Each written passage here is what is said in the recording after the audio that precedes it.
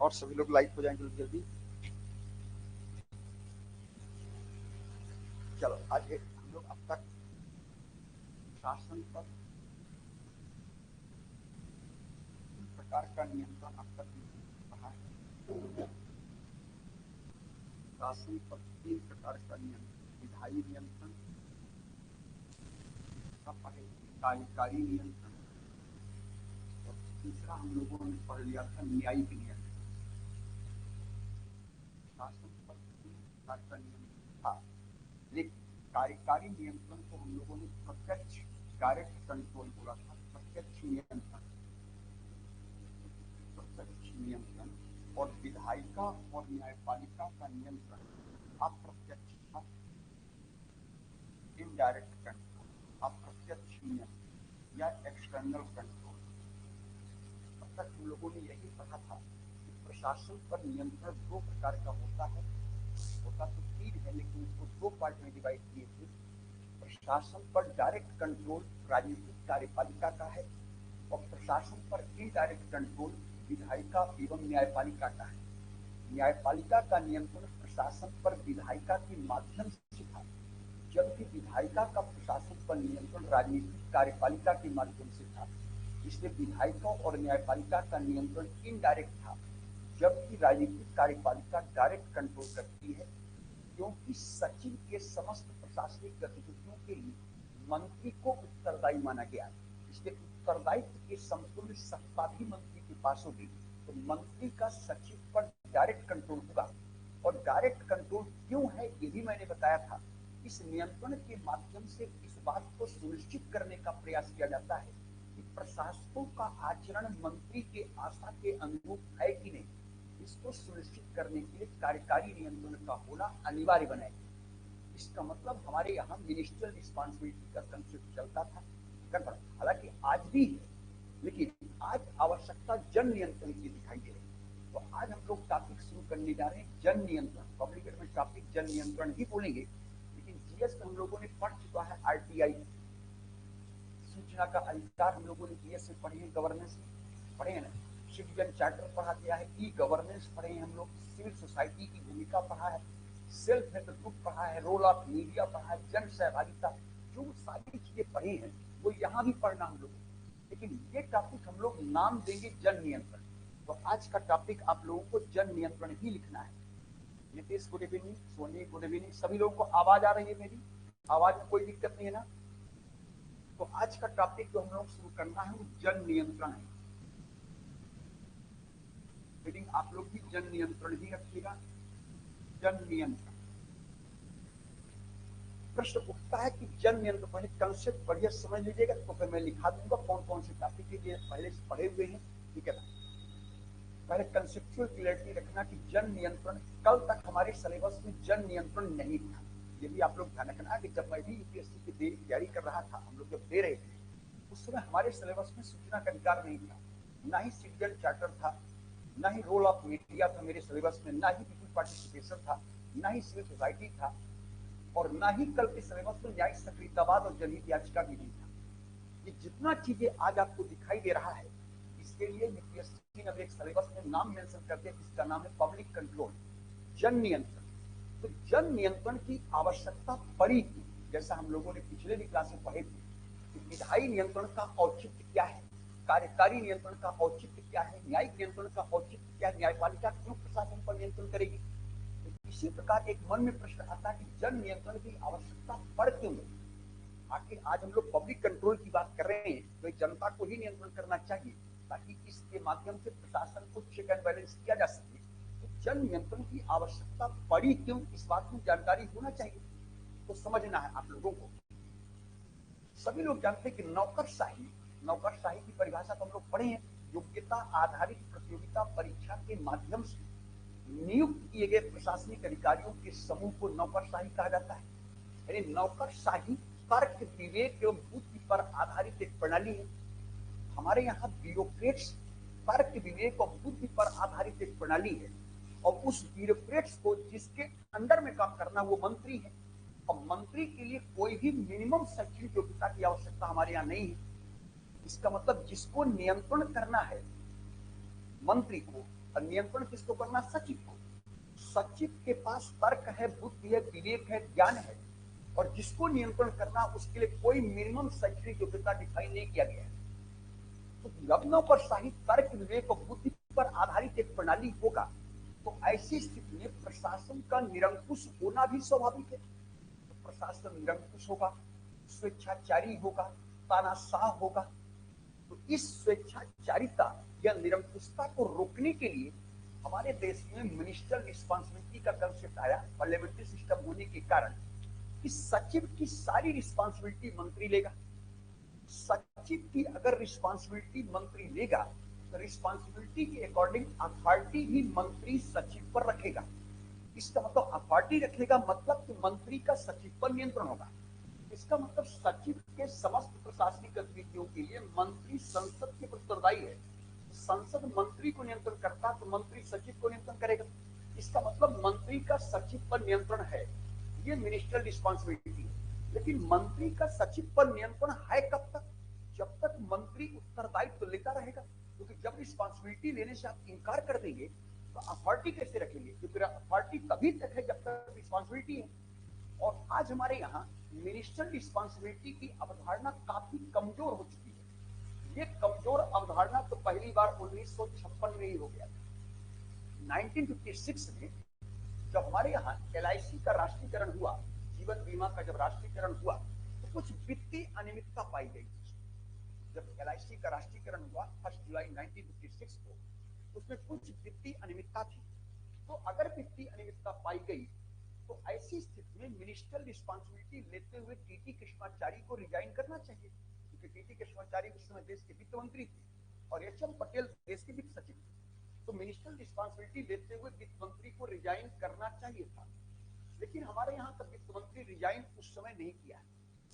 उन्होंने कहा कि सचिव ने मुझे इन्फॉर्म नहीं किया था। जबकि मंत्री और सचिव के बीच का संबंध पति पत्नी का है। अगर मंत्री सचिव के बीच का संबंध पति पत्नी का है तो सभी लोग जानते हैं पति पत्नी के बीच जो संबंध होगा वो कम्युनिकेशन ओरल होगा, और जो कम्युनिकेशन पति पत्नी में होगा वो गोपनीय भी रखा जाएगा। तो मंत्री सचिव के बीच का संबंध यदि पति पत्नी का है, इनके बीच जो कम्युनिकेशन हुआ होगा वो ओरल हुआ होगा, और जो कम्युनिकेशन हुआ होगा उसको गोपनीय रखा गया होगा। तो मंत्री ने कहा सचिव ने मुझे इन्फॉर्म नहीं किया, और सचिव कहा कि मैंने मंत्री को इन्फॉर्म किया। तो मंत्री ने कहा कब इन्फॉर्म किया? तो सचिव ने कहा मैंने आपको कान में बताया था। तो मंत्री ने कहा मेरा कान सुना नहीं। अब मंत्री का कान सुना कि नहीं सुना, इस जांच करने के लिए दो कमेटी भारत सरकार ने गठित किया। एक का नाम है विवियन बोस कमेटी और दूसरा नाम है छागला कमेटी। और दोनों कमेटी ने रिकमेंड किया कि मंत्री सुना हो या ना सुना हो, लेकिन मिनिस्ट्रियल रिस्पांसिबिलिटी लेते हुए मंत्री को रिजाइन करना चाहिए। अब जाके टीटी कृष्णाचारी वित्त मंत्री थे, उन्होंने रिजाइन किया और 2 महीने बाद HM पटेल भी रिजाइन कर दिया। दूसरी घटना घट गई 1966 में, 1966 में दूसरी घटना घट गई। उस समय देश की प्रधानमंत्री मिसेज इंदिरा गांधी थी, गृह मंत्री गुलजारीलाल नंदा थे और देश का गृह सचिव हुआ करते थे LP सिंह। दिल्ली में गौ हत्या के संदर्भ में आंदोलन चल रहा था। आप समझ ही रहेंगे आंदोलन अगर चल रहा तो कुछ ऊंच नीच हो सकता है। तो गुलजारीलाल नंदा ने मिसेज इंदिरा गांधी को पत्र लिखा कि LP सिंह जो गृह सचिव है ये हमारे आशा के अनुसार काम नहीं कर रहा, इसलिए LP सिंह को गृह सचिव के पद से हटा दिया जाए। इसे इंदिरा गांधी ने गुलजारीलाल नंदा के पत्र को इग्नोर कर दिया। गुलजारीलाल नंदा ने स्वतः रिजाइन कर दिया, क्योंकि उनको ही पता था कल रिजाइन करने से अच्छा कि मैं आज ही रिजाइन कर देता। गुलजारीलाल नंदा रिजाइन कर दिए। यहां भी प्रॉब्लम आया। तीसरी घटना 1971 में घट गई। ये उससे भी खतरनाक घटना थी। देश के रेल मंत्री हुआ करते थे और देश का रेल सचिव हुआ करता। रेल सचिव तो होता, रेलवे बोर्ड का चेयरमैन तो PC गांगुली और के हनुमंतैया देश के रेल मंत्री थे। रेल मंत्री के हनुमंतैया थे और रेलवे बोर्ड के चेयरमैन BC गांगुली थे। गांगुली और रेल मंत्री के बीच संबंध मधुर नहीं थे। तो एक दिन क्या हुआ कि BC गांगुली का दांत में दर्द था। तो दांत दर्द के कारण उन्होंने रेल मंत्री को पत्र लिखा कि मुझे हाफ डे की छुट्टी चाहिए। रेल मंत्री ने कहा कि तुमको हाफ डे की छुट्टी नहीं, तुमको फुल डे की छुट्टी लेना है। बोला फुल डे नहीं, मैंने डॉक्टर से अपॉइंटमेंट लिया है, हाफ डे की छुट्टी है, सेकंड हाफ ज्वाइन कर लूंगा। उन्होंने कहा नहीं फुल डे की छुट्टी लेना है, बात वहां तक आगे पहुंची नहीं, आगे बात बढ़ती गई। ऋषि गांगुली को कलकत्ता जाना था, अभी भी वो ट्रेन चलती पूर्वा एक्सप्रेस, उसका नाम डिलक्स है। पूर्वा एक्सप्रेस अभी भी नई दिल्ली से कलकत्ता चलती, उसी ट्रेन में ऋषि गांगुली को यात्रा करना था कलकत्ता की।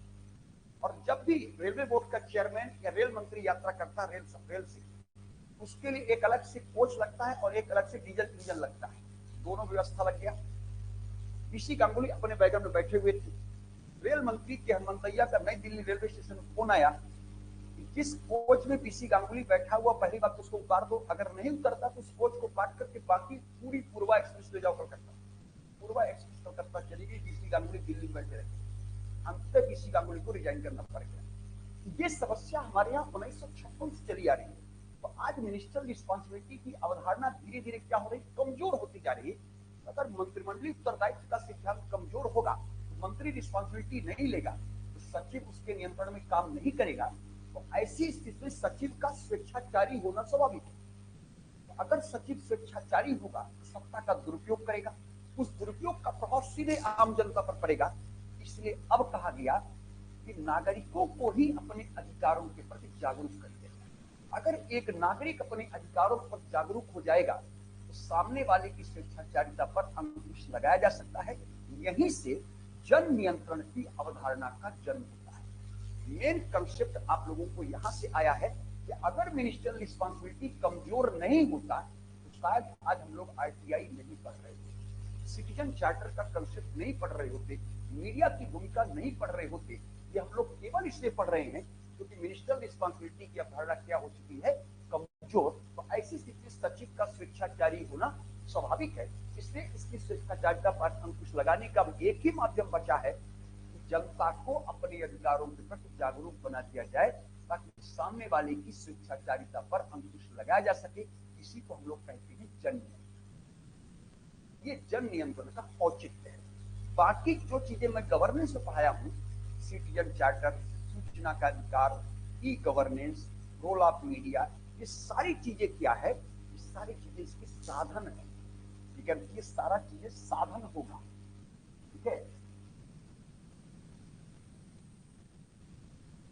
साउंड थोड़ा अच्छा होना चाहिए, बस आज भर पेशेंस करो, आज भर।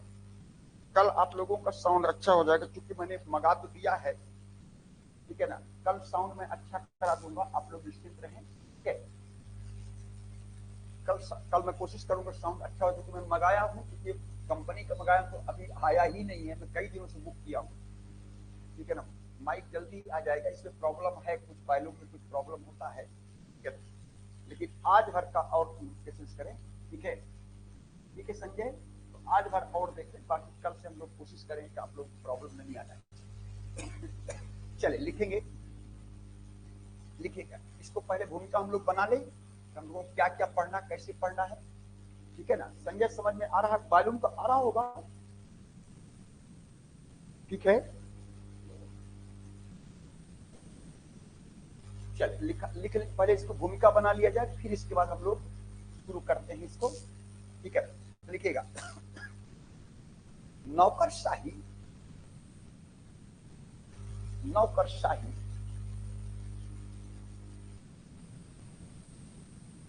नौकरशाही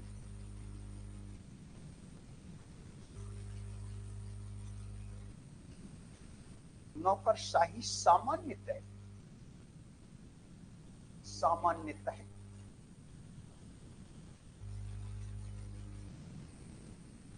तर्क विवेक, तर्क विवेक एवं बुद्धि पर, तर्क विवेक एवं बुद्धि पर,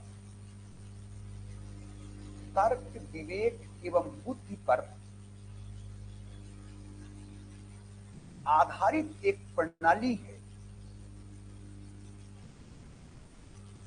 आधारित एक प्रणाली है।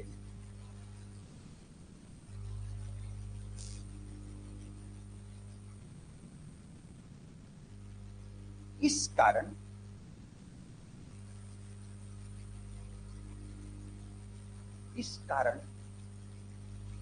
प्रशासन के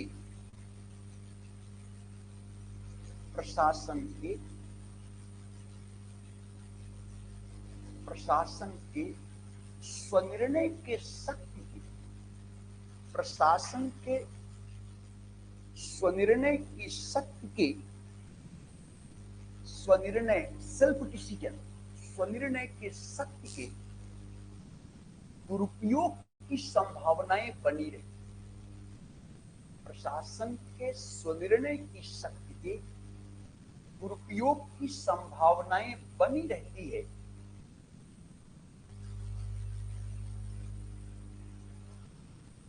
दुरुपयोग की संभावनाएं बनी रहती हैं। परिणाम स्वरूप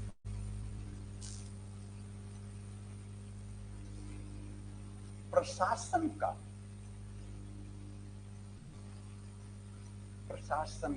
स्वेच्छाचारी, प्रशासन का स्वेच्छाचारी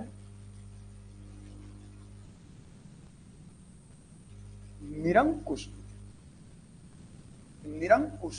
होना स्वाभाविक, शासन का स्वेच्छाचारी एवं निरंकुश होना स्वाभाविक, निरंकुश होना स्वाभाविक।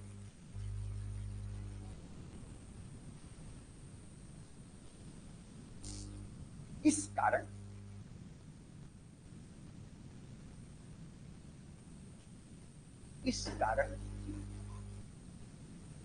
इस दुरुपयोग को रोकने के लिए, इस दुरुपयोग को रोकने के लिए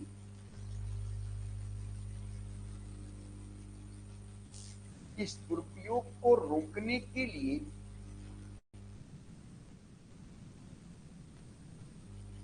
मंत्रिमंडलीय उत्तरदायित्व, मिनिस्ट्रियल रिस्पांसिबिलिटी, मंत्रिमंडलीय उत्तरदायित्व का सिद्धांत अपनाया गया। मंत्रिमंडलीय उत्तरदायित्व का सिद्धांत अपनाया गया।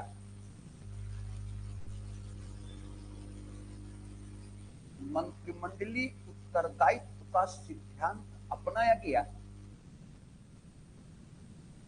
इस सचिव के समस्त प्रशासनिक गतिविधियों के लिए, इस सचिव के समस्त प्रशासनिक गतिविधियों के लिए सचिव के समस्त प्रशासनिक गतिविधियों के लिए मंत्री संसद के माध्यम से, मंत्री संसद के माध्यम से, मंत्री संसद के माध्यम से जनता के प्रति उत्तरदायी होता है। मंत्री संसद के माध्यम से, सचिव मंत्री के माध्यम से संसद के प्रति, संसद के माध्यम से जनता के प्रति उत्तरदायी होता है। सचिव के समस्त प्रशासनिक गतिविधियों के लिए मंत्री संसद के माध्यम से जनता के प्रति उत्तरदायी है। इसका मतलब सचिव का जनता के प्रति उत्तरदायित्व डायरेक्ट नहीं है, ध्यान रखिएगा। मिनिस्ट्रियल रिस्पांसिबिलिटी के सिद्धांत के तहत सचिव के समस्त प्रशासनिक गतिविधियों के लिए मंत्री संसद के प्रति और संसद के माध्यम से जनता के प्रति उत्तरदायी है। सचिव का उत्तरदायित्व जनता के प्रति डायरेक्ट नहीं है, बल्कि सचिव का जनता के प्रति उत्तरदायित्व इनडायरेक्ट है। इसलिए जनता का प्रशासन पर नियंत्रण डायरेक्ट नहीं है, जनता का प्रशासन पर नियंत्रण इनडायरेक्ट है। कैसे इनडायरेक्ट? तो जनता संसद का चुनाव करती है, संसद मंत्री को कंट्रोल करके, मंत्री सचिव आपके पास सबसे बड़ा अस्त्र वोटिंग राइट्स आप रखते हैं। जनता तो लोकसभा विधानसभा के चुनाव के माध्यम से जनप्रतिनिधियों को कंट्रोल करेगा, तो विधायिका मंत्री को नियंत्रण करेगा, तो मंत्री सचिव पर नियंत्रण करेगा। इसका मतलब सचिव का जनता पर नियंत्रण डायरेक्ट नहीं बल्कि इनडायरेक्ट है। इसलिए आप लोग सभी लोग जानते हैं जितना प्रभावशाली नियंत्रण डायरेक्ट होता है उतना प्रभावशाली नियंत्रण इनडायरेक्ट तो नहीं होगा। तो मंत्रियों का सचिव पर जो नियंत्रण है वो डायरेक्ट है, लेकिन जनता का सचिव पर नियंत्रण डायरेक्ट नहीं है, इनडायरेक्ट है। और जितना प्रभावशाली, जितना इफेक्टिव कंट्रोल डायरेक्ट होगा, उतना इफेक्टिव कंट्रोल इनडायरेक्ट कभी नहीं हो सकता है। इसके प्रशासन शिष्टाचारी होगा। अब क्या हुआ कि जो ये मिनिस्ट्रियल रिस्पॉन्सिबिलिटी आया, ये धीरे धीरे क्या होने जा रहा है, कमजोर। कंटिन्यू करेगा, कंटिन्यू करेंगे। लेकिन आज धीरे धीरे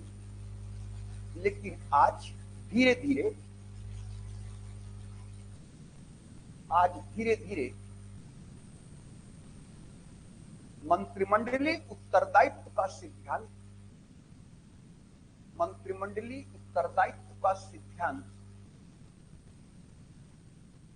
मंत्रिमंडलीय उत्तरदायित्व का सिद्धांत कमजोर होने लगा।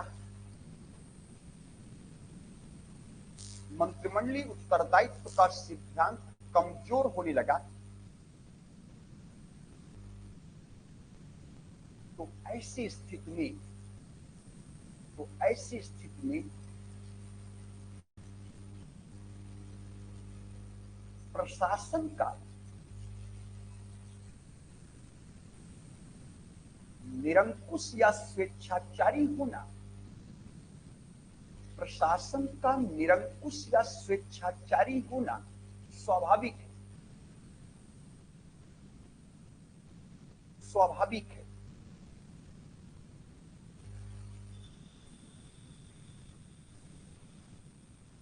जिसका प्रतिकूल प्रभाव, इसका प्रतिकूल प्रभाव आम जनता पर दिखाई देगा, आम जनता पर दिखाई देगा।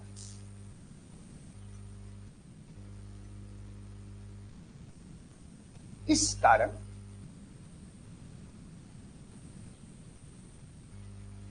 ऐसी स्थिति का सामना करने के लिए,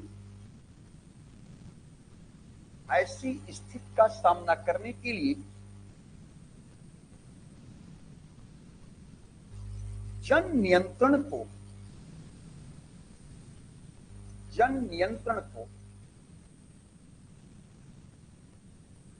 प्रभावी बनाया गया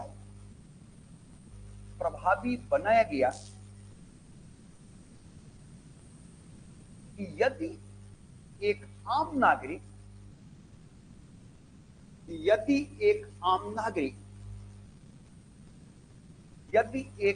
नागरिक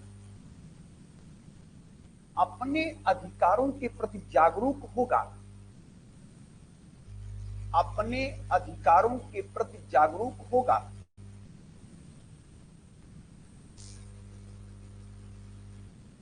तो प्रशासन की स्वेच्छाचारिता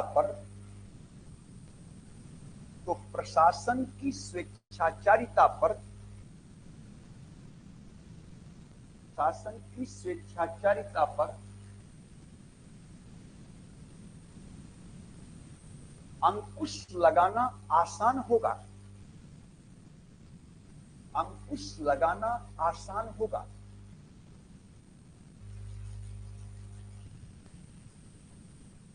इस कारण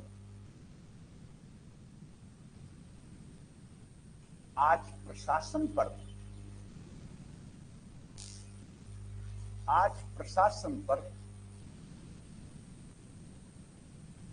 जन नियंत्रण का विशेष महत्व दिखाई देता है। आज प्रशासन पर जन नियंत्रण का विशेष महत्व दिखाई देता है, विशेष महत्व दिखाई देता है, विशेष महत्व दिखाई देता है। अब देख लें जन नियंत्रण के कौन कौन से साधन हैं। जन नियंत्रण के साधन, अब देखा जाए कि जन नियंत्रण के कौन कौन से साधन हैं जो आपके सिलेबस में डिफाइन किया गया है, ये भी आप लोग जानना। और ये ध्यान रखना कि जो साधन हम लोग पढ़ने जा रहे हैं गवर्नेंस में ऑलरेडी पढ़ाया जा चुका है, ये गवर्नेंस हम लोग पढ़ा चुके हैं और यही सिलेबस पॉलिटी में भी है, यही सिलेबस गवर्नेंस में भी है, यही सिलेबस आपके पब्लिक एडमिनिस्ट्रेशन में भी है। तो इसलिए जन नियंत्रण के साधन के रूप में अगर आप लोगों को याद होते हैं, हमने बहुत सारी चीजें पढ़ा है, तो मैं आज इसको आप लोगों को पहले समराइज कर देता हूँ कौन कौन साधन हम लोग पढ़े थे। जन नियंत्रण के साधन के रूप में पहला तो हम लोग पढ़े सूचना का अधिकार, राइट टू इंफॉर्मेशन, पारदर्शिता, ट्रांसपेरेंसी, सूचना का अधिकार, आरटीआई आप लोगों को पढ़ाना है।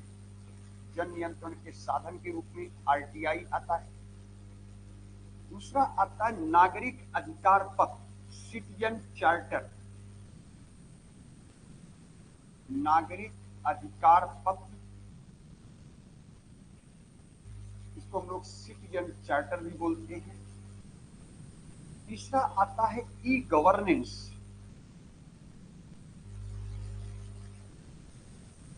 E governance, electronics governance. लेकिन यहाँ ई का मतलब इलेक्ट्रॉनिक्स जरूर है, लेकिन ई का मतलब यहाँ इलेक्ट्रॉनिक्स है नहीं। अगर ई का मतलब इलेक्ट्रॉनिक्स होता तो हम लोग पॉलिटी पब्लिक एडमिनिस्ट्रेशन में भी पढ़ नहीं रहे होते। इलेक्ट्रॉनिक्स का उपयोग करने से क्या इसका प्रभाव पड़ेगा, ये अध्ययन आपको पढ़ना है। तो इलेक्ट्रॉनिक्स का उपयोग करेंगे तो मानव की तुलना में मशीन दक्ष होता है। तो ई का मतलब यहाँ इफिशियंसी से है, ई का मतलब यहाँ इकोनॉमी से है, ई का मतलब यहाँ इफेक्टिवनेस से है, ई का मतलब यहाँ इंपावरमेंट से है, ई का मतलब यहाँ इकोनॉमिकली एंड सोशल डेवलपमेंट से है। तो ई का मतलब यहाँ इलेक्ट्रॉनिक्स नहीं है। इलेक्ट्रॉनिक्स का प्रशासन में उपयोग करने से क्या प्रभाव पड़ेगा, तो ई का मतलब यहाँ 5 ई दिखाई देगा, 5 E, efficiency, economy, effectiveness, empowerment and economic and social development. ये 5 ई आपको दिखाई देगा। यहाँ ई का मतलब इलेक्ट्रॉनिक्स नहीं पढ़ना, इलेक्ट्रॉनिक्स का उपयोग पढ़ना है। इसके बाद हम लोग पढ़ते हैं ई गवर्नेंस के बाद मीडिया की भूमिका, रोल ऑफ मीडिया, मीडिया की भूमिका, जन सहभागिता, पीपुल्स पार्टिसिपेशन, जन सहभागिता,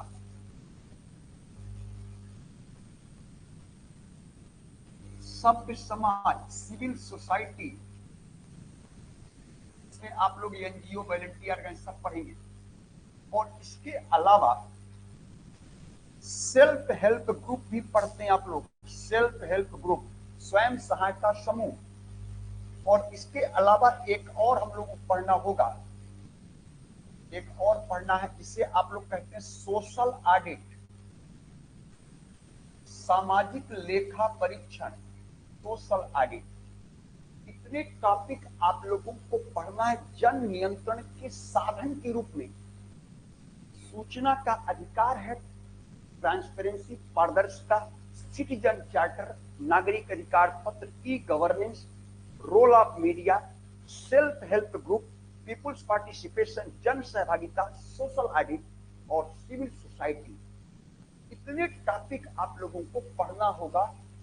जन नियंत्रण के साधन कौन कौन से हैं, ये सारे साधन आप लोग पढ़ना है। और ये सारे जो साधन मैंने लिखा हूं, ये सारी चीजें आप लोग को पेपर 2 में गवर्नेंस में भी पढ़ाया जाता है। सारा का सारा गवर्नेंस में भी पढ़ाया जाता है और इन्हीं से प्रश्न पूछ रहा है यूपीएससी। पब्लिक एड में भी यहीं से प्रश्न पूछ रहा है, जीएस में भी आप लोगों को यहीं से प्रश्न पूछ रहा है। कभी सिविल सोसाइटी से क्वेश्चन पूछा है, तो कभी सोशल ऑडिट से पूछा, तो कभी सेल्फ हेल्प ग्रुप से पूछा है, तो कभी ई गवर्नेंस से पूछा, तो कभी सिटीजन चार्टर से पूछा, तो कभी आरटीआई से क्वेश्चन पूछा हुआ है। ये आपके लिए बहुत इंपॉर्टेंट, जन नियंत्रण के साधन के रूप में इन तकनीकों का इस्तेमाल किया जा रहा है। ये सारे के सारे जन नियंत्रण के साधन के रूप में दिखाई देगा। तो जन नियंत्रण का औचित्य क्या है और जन नियंत्रण के साधन कौन कौन से हैं, ये मैंने आप लोगों को बताया कि ये माध्यम है जन नियंत्रण। अब इन सारे साधनों को एक एक करके हम लोग शुरू करेंगे। इन सारे साधनों को एक एक करके आप लोगों के साथ हम लोग डिस्कस करेंगे। अब मैंने ऑलरेडी इसको जी गवर्नेंस में पढ़ा चुका है और आप लगभग सभी लोग पेपर 2 पढ़ चुके हैं, ठीक है ना। तो अगर आप लोग चाहोगे तो लाइव क्लास भी चलेगा और आप लोग चाहोगे तो मैं रिकॉर्डेड वीडियो भी वहां पर अपलोड करा दूंगा। जैसा आप लोग चाहोगे वैसा हो जाएगा। आप लोग चाहोगे तो लाइव क्लास मिलना चाहिए तो लाइव क्लास मिलेगा। आप लोग चाहोगे रिकॉर्डेड मिल जाए तो मैं पहले ही पढ़ा चुका हूँ आप लोगों को, वहाँ रिकॉर्डेड मिल जाएगा।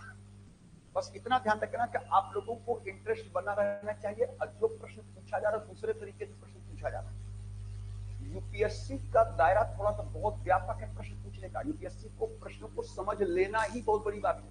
अगर यूपीएससी का प्रश्न आपको समझ में आ गया तो फिर कहीं कोई समस्या ही नहीं। जैसे यूपीएससी ने प्रश्न पूछा कि सूचना के अधिकार ने अकाउंटेबिलिटी को रीडिफाइन किया। सूचना के अधिकार ने अकाउंटेबिलिटी को रीडिफाइन किया, पुनर्परिभाषित किया। अब इस प्रश्न को समझना बहुत जरूरी है कि सूचना के अधिकार ने अकाउंटेबिलिटी को पुनर्परिभाषित किया।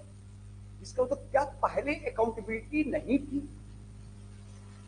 जल्दी बोलो, क्या पहले अकाउंटेबिलिटी नहीं थी? कल भी प्रशासन कार्यपालिका के प्रति जवाबदेह था, कल भी प्रशासन विधायिका के प्रति उत्तरदायी था, कल भी प्रशासन न्यायपालिका के प्रति उत्तरदायी था, कल भी प्रशासन राष्ट्रपति के प्रति उत्तरदायी था।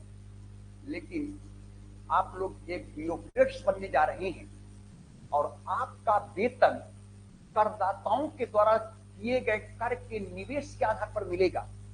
जिस करदाता के द्वारा दिए गए टैक्स से आपको वेतन मिलता है और उसी करदाता के द्वारा दिए गए टैक्स से देश का शासन और प्रशासन का संचालन होता है और लोकतंत्र में लोग सर्वोपरि है। तो क्या एक प्रशासन की अकाउंटेबिलिटी इसके पहले, आरटीआई के पहले, क्या एक प्रशासन की अकाउंटेबिलिटी जनता के प्रति, जनता के प्रति नहीं थी? विधायिका के प्रति, कार्यपालिका के प्रति, न्यायपालिका के प्रति, राष्ट्रपति के प्रति। लेकिन एक आम जनता जो लोकतंत्र में लोग सर्वोपरि है और लोगों के द्वारा चुनी हुई सरकार है और उन्हीं लोगों के द्वारा दिए गए टैक्स से देश का शासन और प्रशासन का संचालन होता है, तो क्या उस जनता के प्रति प्रशासन जवाबदेह था? नहीं था। लेकिन सूचना के अधिकार के माध्यम से आज प्रशासन को जनता के प्रति जवाबदेह बनाया गया। इसका मतलब कल की अकाउंटेबिलिटी और आज की अकाउंटेबिलिटी में अंतर है। जवाबदेह किसके प्रति होना चाहिए? 5 साल के सांसदों के प्रति होना चाहिए क्या? आज संसद अगले बार रहेंगे कि नहीं रहेंगे? आज मंत्री है कल रहेंगे कि नहीं रहेंगे? जो टैक्स करदाता, जो टैक्स पेई करदाता के द्वारा दिए गए कर से आपको सैलरी मिलता हो, जिस करदाता के द्वारा दिए गए कर से देश का शासन और प्रशासन का संचालन चलता हो, लोकतंत्र में लोग सर्वोपरि है, भारत की संप्रभुता भारत की जनता में निहित है, तो आपकी अकाउंटेबिलिटी एक्चुअल होनी किसके प्रति चाहिए? अकाउंटेबिलिटी होनी तो जनता के प्रति चाहिए। लेकिन जनता के प्रति कल तो अकाउंटेबिलिटी नहीं थी, लेकिन सूचना के अधिकार के माध्यम से आपको जनता के प्रति अकाउंटेबल बनाया गया। जनता डायरेक्ट आपसे सूचनाएं मांग सकती है और आपको जनता को सूचनाएं देना पड़ेगा। समय सीमा के अंदर आपको सूचनाएं देना ही होगा। अगर आर्टिकल 21 से संबंधित होगा तो 48 घंटे के अंदर, और अगर सामान्य सूचना होगा तो 30 दिन के अंदर आपको देना पड़ेगा। अब बिना कारण बताए अगर आप उसको, उसके एप्लीकेशन को रद्द कर देते हैं फॉर्म को, तो 250 रुपए पर डे, 25,000 रुपए तक के जुर्माने का प्रावधान है। इसका मतलब आज आपको जनता के प्रति जवाबदेह तो बना दिया गया ना, इसका कल तो नहीं था। इसलिए यूपीएससी ने प्रश्न पूछा कि सूचना के अधिकार ने अकाउंटेबिलिटी को पुनर्परिभाषित कर दिया। इसका मतलब इसके पहले अकाउंटेबिलिटी थी भी तो जनता के प्रति नहीं थी। पहली बार आरटीआई के माध्यम से आपको जनता के प्रति जवाबदेह बना दिया गया। और एक्चुअल जवाबदेही किसके प्रति? एक्चुअल जवाबदेही होना तो जनता के प्रति चाहिए। और आज आरटीआई के माध्यम से आपकी जवाबदेही किसके प्रति हो चुकी है? जनता के प्रति। तो इसलिए मैंने कहा कि यूपीएससी का प्रश्न अगर समझ में आ गया तब तो आप आंसर दे सकते हैं। अगर प्रश्न समझ में नहीं आया तो फिर आंसर देना मुश्किल है। ये प्रश्न कब समझ में आएगा? जब आपको कंसेप्चुअल क्लैरिटी बढ़िया होगा। अगर कंसेप्चुअल क्लैरिटी नहीं है तो फिर आपको प्रश्न समझने में ही दिक्कत है, आंसर देने में दिक्कत होगा, रिजल्ट में दिक्कत होगा। इसलिए आप लोगों को एक एक करके सब चीजों को समझना है।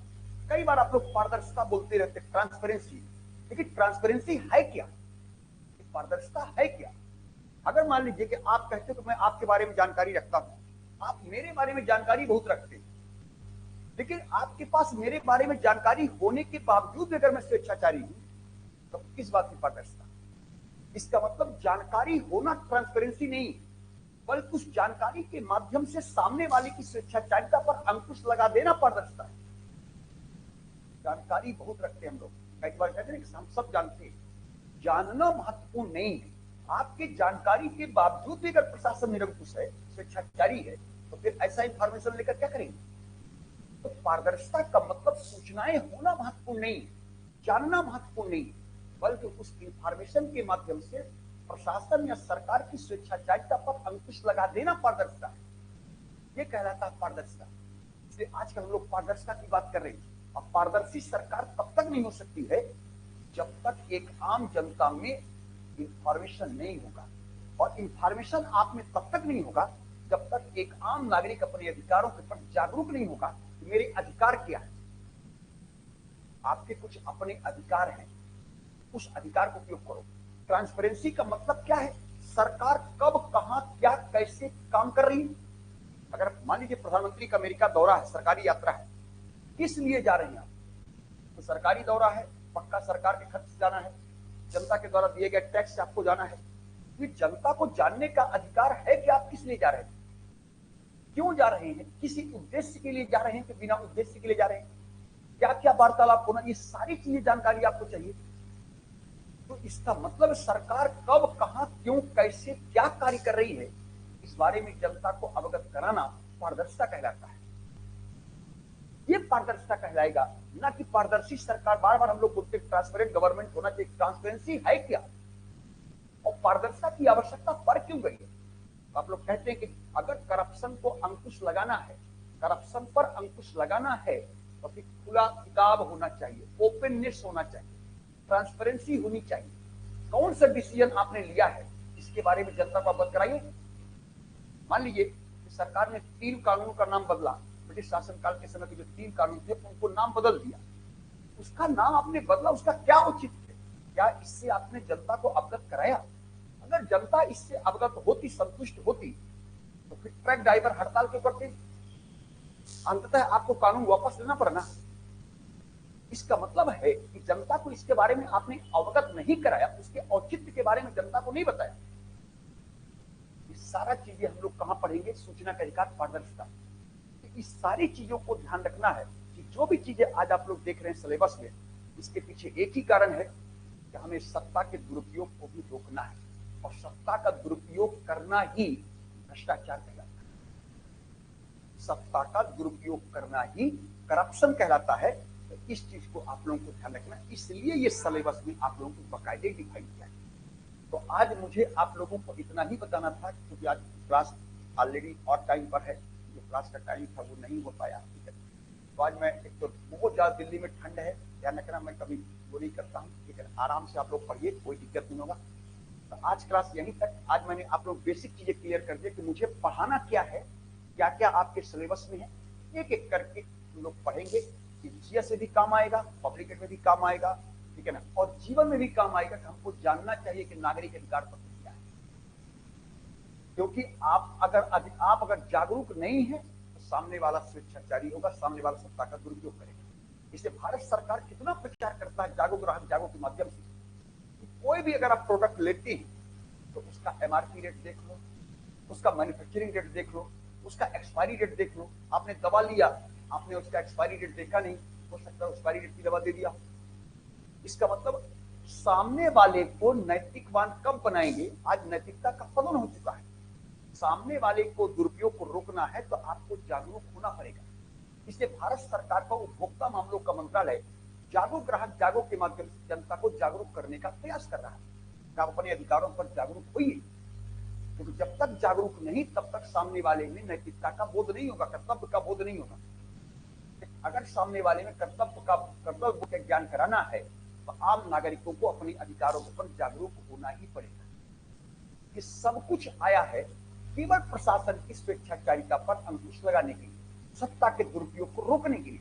और सत्ता का दुरुपयोग करना ही करप्शन कहलाता है। करप्शन का मतलब केवल घूस लेना, घूस देना ही नहीं है। करप्शन की बड़ी सिंपल बहुत छोटी परिभाषा है, बहुत संकीर्ण परिभाषा है, घूस लेना, घूस देना। करप्शन का मतलब सत्ता का दुरुपयोग करना है। वो दुरुपयोग किसी भी रूप में हो सकता है। पद का दुरुपयोग करना, सत्ता का दुरुपयोग करना, पावर का दुरुपयोग करना, अपने स्टेटस का दुरुपयोग करना, इससे बोलेंगे भ्रष्टाचार। तो इस चीज को आप लोगों को समझना है, ठीक है। तो कल हम लोग नेक्स्ट क्लास, कल से हम लोग फिर शुरू करते हैं। तो ये मैंने आप लोगों को आज सिलेबस बताया है कि आपको नागरिक जन नियंत्रण में क्या क्या पढ़ना है, उसका औचित्य क्या है, क्यों आपके सिलेबस में जोड़ा गया। ये चीजें मैंने आप लोगों को, चूंकि जीएस में मैं नहीं पढ़ा सकता, ये मेरी मर्यादा है जीएस में, ये मैं ऑप्शनल में ही आपको पढ़ाऊंगा, ठीक है ना। तो हम लोग कल से फिर इसको शुरू करते हैं, ठीक है। ठीक है, सभी लोगों को समझ में आ गया? ये टॉपिक सभी लोगों को समझ में आ गया कि नहीं आ गया? सभी लोगों को समझ में आ गया ना? आशीष, मनोज, सोनी, विकास, संजय, पूनम, सभी, नीतीश, सभी लोग समझ में आ गया? तो कल से हम लोग इस टॉपिक को शुरू करते हैं, ठीक है। कल से हम लोग मिलते हैं। अभी आप लोगों का करंट का क्लास होगा, क्योंकि बहुत ठंड है तो पहले ही कर लेंगे, ज्यादा अच्छा रहेगा, हम लोग भी निकल जाएंगे, ठीक है। अभी आप लोग करंट का क्लास भी होगा।